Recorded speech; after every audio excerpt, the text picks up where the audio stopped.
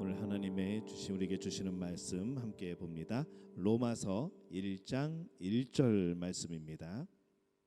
제 성경으로는 신약성경 240페이지 로마서 1장 1절 말씀 함께 보겠습니다.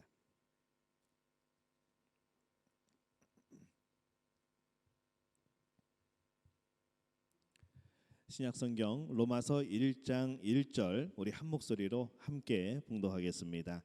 예수 그리스도의 종 바울은 사도로 부르심을 받아 하나님의 복음을 위하여 택정함을 입었으니. 아멘. 할렐루야. 하나님의 은혜가 오늘 이 밤에 참여하신 여러분에게 특별히 함께 하시기를 예수님의 이름으로 축원합니다. 오늘 송주가 반주를 해줘서 너무 고맙고 또 감사합니다. 우리 더욱더 많은 헌신자들이 나오고 우리 다른 악기들도 좀 많이 같이 이렇게 함께 찬양을 했으면 좋겠습니다. 이제 금요일에 당분간 로마서 말씀을 함께 나누려고 합니다. 이 로마서는 참 중요한 말씀이죠. 로마서는 이 수많은 학자들이 그 중요성을 계속해서 강조를 합니다. 그리고 로마서를 읽으면서 많은 이들이 구원의 길을 발견을 하고 예수님이 말씀하신 것들이 이런 의미였구나라고 해석을 하게 되고 그 안에서 우리의 믿음이 굳건하여지는 그러한 결과를 가져오게 되죠. 근데 이 로마서가 굉장히 생각보다 깁니다. 그 내용을 우리가 함께 나누게 너무 길기 때문에 오랜 시간에 걸쳐서 우리가 말씀을 나누게 될 터인데 중간에 로마서의 어느 한 부분을 마무리 짓고 또 다른 말씀을 전하다가 또 다음 기회에 또 연달아서 전하고 그렇게 진행을 하려고 합니다.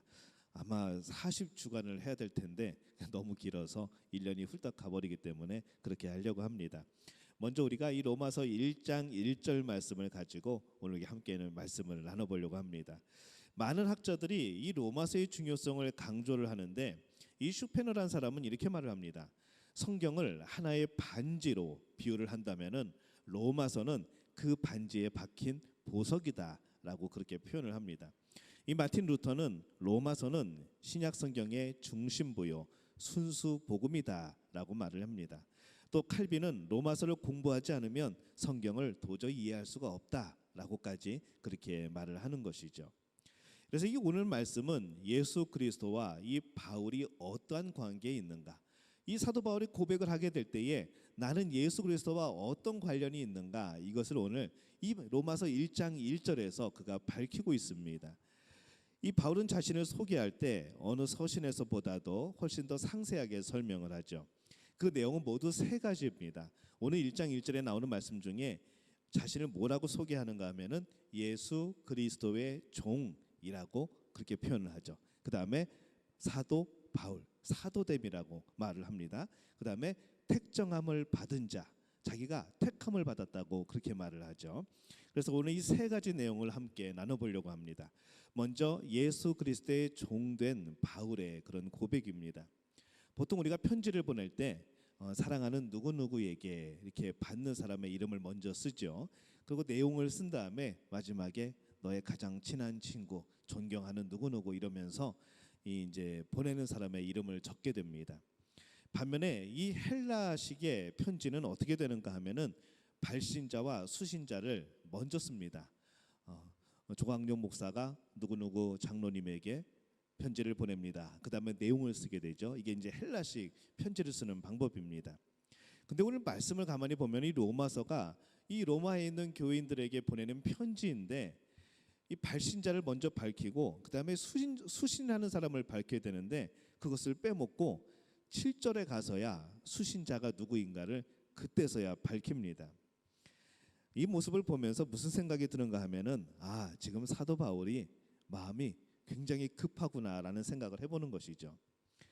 다른 서신서에 보면은 그렇게 하지 않습니다. 발신자, 수신자 확실히 적고 내용을 적어 나가고 마지막에 축복함으로 그렇게 편지를 끝내게 되는데 이 로마서는 지금 굉장히 마음이 급하고 뜨거운 상태인 것 같습니다. 바울의 머릿속에 이 복음으로 가득 차 있는 것이죠. 이 복음을 빨리 전하고 싶어가지고 누가 편지를 받는 수신자 이름도 안 쓰고 한참 복음을 먼저 설명을 합니다. 그리고 나서야 내가 빼먹었네. 그리고 수신자를 그때서야 적는 것이죠. 바울은 지금 이 급한 자신의 마음을 어떻게 표현을 하는가 하면은 고린도 후서 5장 14절에 보면은 이렇게 표현을 합니다. 그리스도의 사랑이 우리를 강권하시는도다. 우리가 생각하건대 한 사람이 모든 사람을 대신하여 죽었은즉 모든 사람이 죽은 것이라, 이렇게 말씀을 합니다. 이 앞부분이 지금 바울의 마음을 설명하는 것이죠. 그리스도의 사랑이 우리를 강권하시는도다. 이 강권하다라는 말은 이 마부가 말을 모는 거죠. 말을 빨리 달리라고 말을 몰고 가는 것, 그런 모습입니다. 둘러싸고 밀어내는 모습, 둘러싸고 밀어낸다, 그런 의미가 바로 이 강권한다는 그런 단어의 뜻입니다. 지금 누가 그러시는가 하면은 그리스도의 복음의 기쁨이 성령께서, 예수 그리스도께서 그 바울의 마음속에서 강권하고 계시는 것이죠. 채찍질하고 계신 겁니다. 기쁨으로 달려나가라고. 또 그 마음속에서 정말 성령이 나를 둘러싸여서 내가 복음을 전하지 않고서는 견딜 수 없을 만큼 지금 나를 밀어내고 있다는 표현을 강권하다라고 지금 그렇게 표현을 하고 있는 겁니다. 이 바울은 그리스도의 사랑이 막 파도처럼 밀려오기 때문에 자신의 심장에서 그리스도의 사랑이 계속해서 솟구쳐 오르기 때문에 가만히 앉아 있을 수가 없습니다. 그런 바울은 스스로를 가리켜서 뭐라고 부르는가 하면은 예수 그리스도의 종이라, 그렇게 표현을 하죠. 1장 1절을 다시 보면은 예수 그리스도의 종은 사도로 부르심을 받아 하나님의 복음을 위하여 택정함을 입었으니, 이렇게 되어 있습니다. 이 종이라는 것은 헬라어로 둘로스, 노예라는 뜻입니다. 지금은 노예 제도가 없기 때문에 노예가 얼마나 천한 신분인지 실감이 잘 나지 않죠. 당시의 로마 인구는 120만 명 정도입니다. 그중에 25%에서 33% 정도가 이 40만 명 이상이 노예였습니다. 전부 다 점령한 식민지 그 국가들의 사람들을 노예로 삼는 것이죠. 근데 이 노예는 사람이 아니라 그 당시에는 생산 수단에 불과합니다. 도구인 것이죠. 그래서 그 당시에 그런 말이 있었습니다. 노예와 당나귀는 똑같다. 다만 노예는 말을 할 줄 알고 당나귀는 말을 할 줄 모를 뿐이다, 라는 말이 있을 정도였습니다. 그만큼 이 노예는 사람 대접을 받지 못했던 것이죠. 당시에 노예 시장에 가면은 어떤 단상 위에 노예들이 쭉 서 있습니다. 그러면은 사람들이 지나가다가 저 노예 일 잘하게 생겼는데, 그러면 가가지고 그 주인에게 돈을 지불하고 데리고 오죠. 집에 데리고 와서 어떻게 하는가 하면은 먼저 다른 집에 노예로 있었으면은 아마 귀가 뚫려 있을 겁니다. 거기에다가 자기의 이름을 새긴 고리를 달죠. 만약에 귀가 뚫려 있지 않은 처음 노예로 팔려온 사람이면은 그 집에 주인 집에 문설주에 대고 귀를 뚫습니다. 그리고 그곳에 이 주인의 이름을 걸어놓는 것이죠. 그러면 그 순간부터 그 노예는 새로운 주인의 소유가 되는 겁니다. 그런 노예에게 이름이 있었겠습니까? 자기 생각이 있었겠습니까? 자기 의지가 있었겠습니까? 없지요. 어떤 의지를 가지고 어떤 꿈을 꾸고 어떤 계획을 갖는 것은 상상조차도 할 수 없는 그런 일입니다. 종은 주인의 뜻에 따라서 주인이 보내는 곳으로 어디든지 가는 것이죠. 무슨 일이든 시키면 순종하는 겁니다. 그냥 그런 도구에 불과했습니다. 이런 시대에 지금 바울이 자기 자신을 뭐라고 표현을 하는가 하면은 나는 예수 그리스도의 노예입니다 라고 표현을 하는 겁니다. 그는 당시에 이 헤브라이즘, 이 히브리의 문화, 그 다음에 헬레니즘, 이 헬라 문화권의 그런 문화, 이것을 모두 다 공부하고 배운 그런 대단한 그런 사람이었고 로마 시민권자였습니다.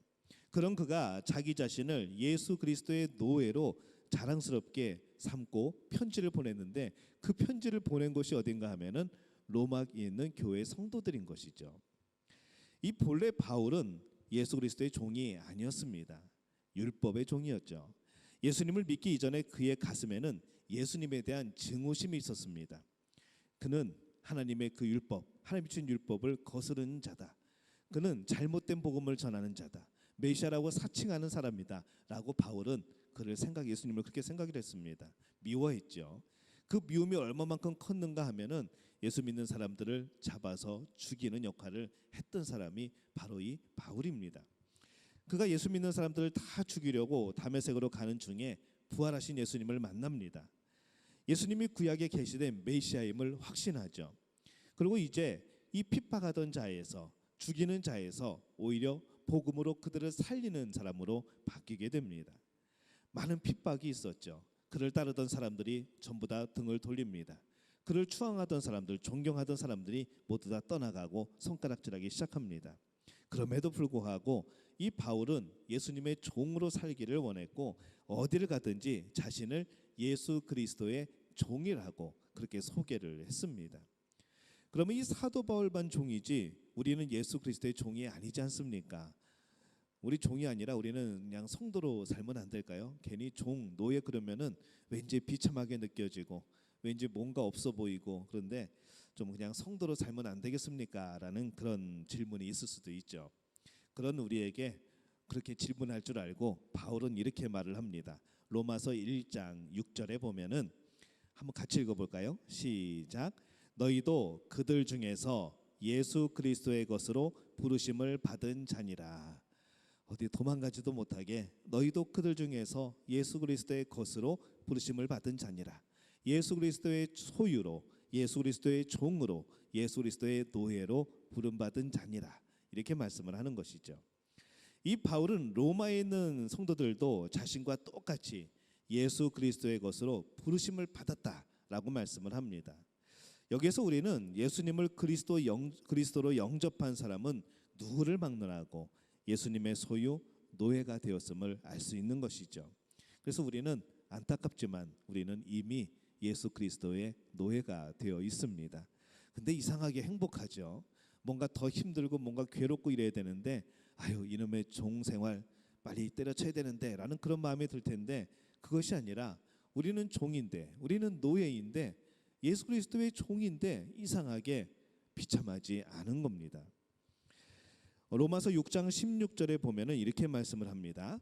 너희 자신을 종으로 내주어 누구에게든지 순종하든지 그 순종함을 받는 자의 종이 되는 줄을 너희가 알지 못하느냐. 혹은 죄의 종으로 사망에 이르고 혹은 순종의 종으로 의에 이르느니라. 이렇게 말씀을 합니다.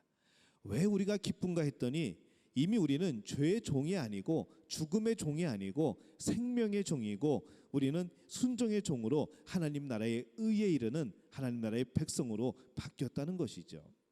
그것이 우리 영이 느끼고 있는 겁니다. 때로는 우리가 핍박을 받지만은 그 안에서도 기쁜 것은 우리의 영이 우리의 신분이 바뀌었다는 것을 먼저 알기 때문에 그런 것이죠. 우리는 본래 죄 중에 태어난 죄의 종이었습니다. 종의 본질은 순종과 섬김이죠. 우리는 내가 주인 되어서 내 중심으로 살아갑니다. 에덴 동산에서 죄를 지은 다음부터 바뀌게 된 것이 무엇입니까? 하나님이 주인이었는데 이제 내가 모든 것의 주인이 되려고 하는 마음이 계속해서 나오게 됩니다. 내가 주인이 되려고 하다 보니까 원래 주인을 내쫓아야 되죠. 하나님을 내 마음속에서 거두어냅니다. 하나님의 말씀이 들어올 때에 그럼 나는 주인이 안 되는데 하면서 그 말씀을 내보내버리죠. 그러다 보니까 내가 내 삶의 주인이 되려고 하는 그런 시도할 때마다 우리는 하나님과 점점점 멀어지게 되는 겁니다. 나중에는 스스로의 힘으로 그 죄 안에서 벗어날 방법을 없게 된 것이고 못 찾게 되는 겁니다. 그러나 우리는 예수 그리스도를 믿음으로 말미암아서 이 죄에서 벗어나서 주님께 순종하고 주님을 섬기는 주님의 종이 되어진 것이죠. 그래서 이제 우리의 주인은 내가 아니고 예수 그리스도입니다. 그래서 우리는 기쁜 겁니다. 생명의 주 대신 예수 그리스도의 종으로 살아가는 것이 그렇게 기쁜 것이죠. 예수님을 그래서 믿는다는 것은 나의 주인이 내가 아니라 예수님이심을 고백하는 겁니다. 내가 나의 주인됨을 버리지 않으면은 예수님의 종이 될 수가 없습니다. 종은 자기 것이 없습니다. 자기를 위하여 살지 않습니다. 자기 뜻대로 살 수 없습니다. 이것이 종의 모습인 것이죠. 그래서 로마서 14장 7절에서 8절에 보면은 바울이 이렇게 고백을 합니다. 우리도 같이 한번 고백을 해볼까요? 시작. 우리 중에 누구든지 자기를 위하여 사는 자가 없고 자기를 위하여 죽는 자도 없도다. 우리가 살아도 주를 위하여 살고 죽어도 주를 위하여 죽나니 그러므로 사나 죽으나 우리가 주의 것이로다. 아멘. 이 말씀이 다르게 느껴지시죠? 전에는 내가 그냥 주님을 위하여 사는 거구나, 내 의지로 그렇게 사는 거구나라고 생각을 했는데 우리가 종이라고 생각하고 우리가 예수 그리스도의 노예라고 생각을 하니까 이 말씀이 너무나도 쉽게 이해가 됩니다.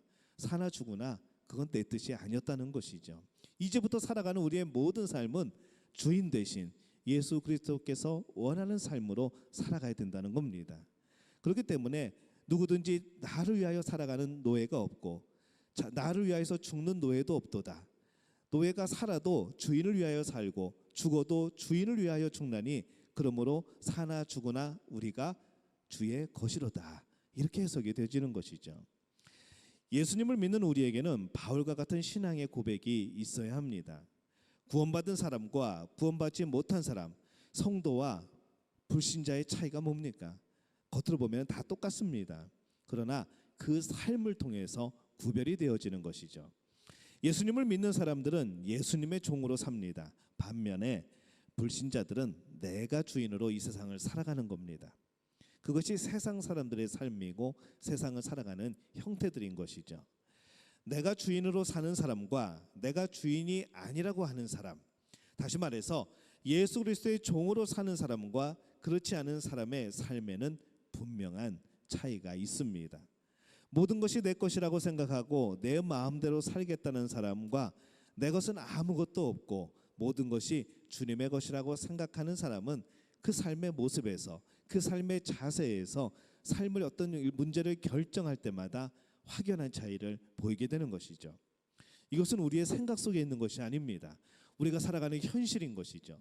매 순간 우리가 부딪히며 고민해야 되고 결정해야 되는 우리 믿음의 증거가 되는 그러한 일들입니다. 내 마음대로 사는 사람은 아담의 죄성을 따라 죄의 욕망으로 사는 사람들입니다. 결국 사망에 이르게 되죠.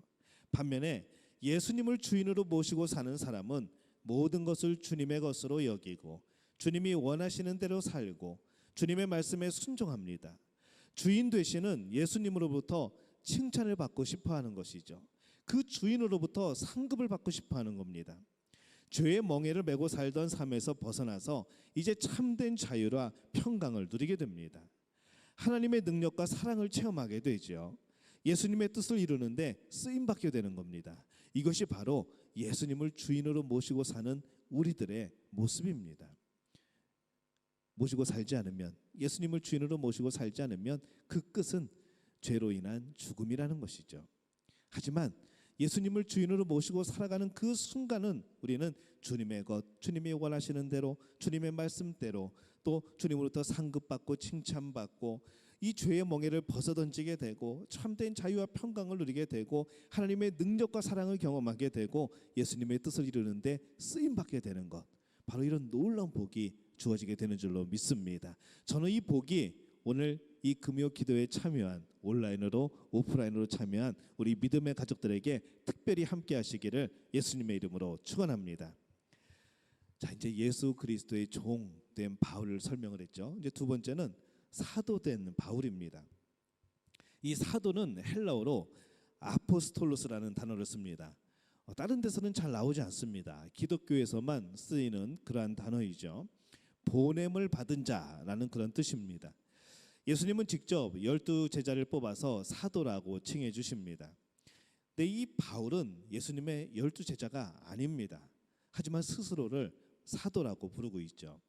왜냐하면 부활하신 예수님을 직접 목격을 했고 하나님이 친히 그를 부르셨고 위임하시고 권위를 가지고 복음을 전하도록 내보내셨기 때문에 그는 사도라는 직분을 자기가 받기에 합당하다. 부족하지만 그래도 하나님이 주셨기 때문에 나는 사도다라고 표현을 하고 있는 겁니다. 그래서 이 사도는 예수님으로부터 친히 부여받은 칭호입니다. 아무나 당신도 사도고 나도 사도요 라고 말할 수 없는 것이죠. 지금 이 시대에 나도 사도라고 말할 수는 없는 겁니다. 사도는 예수님 시대에 사도 바울 때 끝난 것이죠. 지금 사도는 없습니다. 그런 공적인 특권, 존엄성을 가지고 있는 것이 바로 사도라는 이름이었습니다. 반면에 이 종은 어떻습니까? 개인적이고 겸손함을 나타내는 그러한 칭호이죠. 그래서 이 바울은 자신을 표현할 때에 예수 그리스도와의 관계에서는 종이었고 예수님의 보내심을 받은 그 자격으로서는 사도라라고 그렇게 자신을 소개하고 있는 겁니다. 종이 일반적인 것이라면 사도는 특별한 사람입니다. 사도에게는 성경을 기록할 수 있는 권위가 주어졌죠. 바울은 사도이기 때문에 그가 성경을 기록할 수 있었습니다. 하지만은 이 로마 성도들은 사도의 직분을 가졌지 사도가 아니었던 것이죠. 사도의 역할을 물려받은 것이지 사도는 아니었다는 겁니다. 여러분 이걸 잘 구별을 하셔야 됩니다. 우리가 사도는 아니지만 그 사도의 직책을, 사도의 직분을 우리는 물려받았습니다. 그 뜻을 계승한 것이죠. 그래서는 사도로부터 복음을 듣고 들은 복음을 전하는 사람들이었습니다. 그래서 우리는 사도가 아니고 사도의 직분을 계승받아서 그들이 전한 하나님의 복음을 전하는 주님의 종들이 되는 것이죠. 내가 사도가 아닌 겁니다. 예수님 당시에 그 사도가 아니라는 겁니다. 근데 여기저기에서 자기들이 사도라고 그러는 사람들이 있습니다. 사도라고 앞에 이름을 붙이는 사람들이 있습니다. 우리가 하는 역할에 대해서는 그렇지만 우리는 진짜 사도는 아닌 것이죠. 우리는 복음을 전하는 주님의 종, 그 모습 안에서만 사도의 그런 우리가 직분을 볼 수가 있는 겁니다. 자, 세 번째입니다. 택함을 받은 바울, 택정함이라고 말을 했습니다.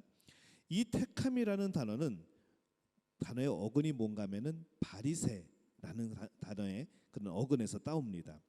이 우리가 바리새인이라고 많이 들어봤죠. 근데 이 바리새라는 뜻이 무슨 뜻인가 하면은 구별된 그런 뜻입니다. 바울은 바리새인이었습니다. 과거의 율법을 위해서 택함을 받았죠. 이제 그는 하나님 나라의 복음을 위해서 택함을 받은 겁니다. 그래서 그는 의도적으로 택함, 택정함이라는 그 단어를 씁니다.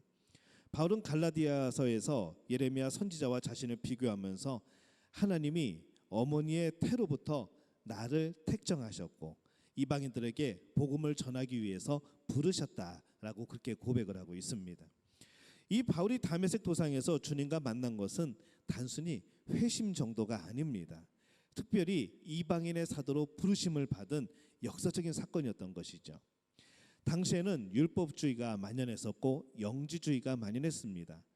율법, 정말 말 그대로 문자 그대로 율법을 지켜야만 된다는 이들, 그 의미를 생각하지 않고 잘못된 율법을 자꾸 따르는 사람들이 있었고, 또 한 가지 영지주의, 영은 선하고 육은 악하다는 생각을 가진 그런 이원론적인 생각을 가진 이 영지주의가 그 당시에 만연했던 겁니다. 영지주의 입장에서 예수님을 보면 어떨까요? 영은, 하나님의 영은 거룩한데 선한 것인데 예수님이 육신을 입고 이 땅에 오셨습니다. 그러면 영지주의 입장에서는 예수님이 육체를 입고 이 땅에 오신 것은 악한 겁니다. 죄인 것이죠. 예수님을 인정하지 않는 겁니다.